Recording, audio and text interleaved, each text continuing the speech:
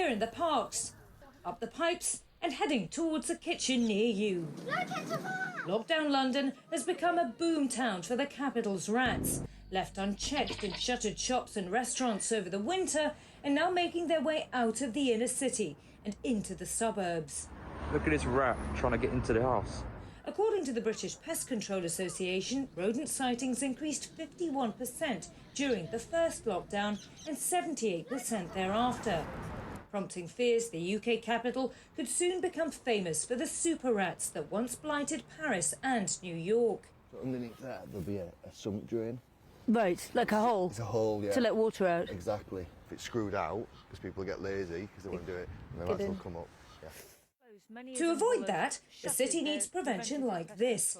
It's just before daybreak on the banks of the River Thames, and former soldier Michael Coates is patrolling the refuse sites, looking for the telltale signs. And what you can also find, especially in heavy populations of rats, they'll start gnawing, and this plastic's really easy for rats to gnaw. Fewer people on the streets has made rats more conspicuous. Do you ever see rats? I've seen one, only a little one. Rats and pigeons and everything, yeah. So you think there probably is something in that? There'll be definitely stuff in here, yeah? Oh, definitely. And more abundant waste from lockdown homes has lured them to backyards. We're certainly seeing now a spike in rats migrating back into people's gardens. Beginning of last year, we got a really bad case in someone's garden. She was an elderly lady, and she'd seen a few rats, and by the time we'd got there was maybe 10 or 15 rats, and it'd become this really big issue.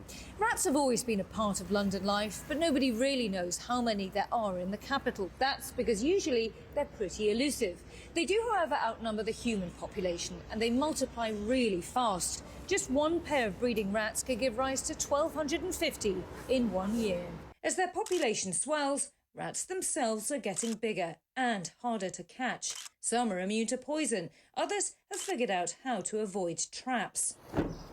Exterminator Paul Claydon has never been so busy. I would say probably call-outs has increased around about 50% for me. Do you think that when London eventually reopens, they're going to realise they've got one big rat problem? I think that's right, and I think a lot of commercial businesses have been empty for so long. I think when they start going back to these properties, and certainly businesses that haven't got pest control contracts involved, they might find themselves going to have a big surprise. The Mayor's office doesn't have a rodent plan, and many local governments don't offer free pest control either, meaning businesses and homeowners are often left to their own devices to deal with their new post-pandemic neighbours. Nina Dos Santos, CNN, London.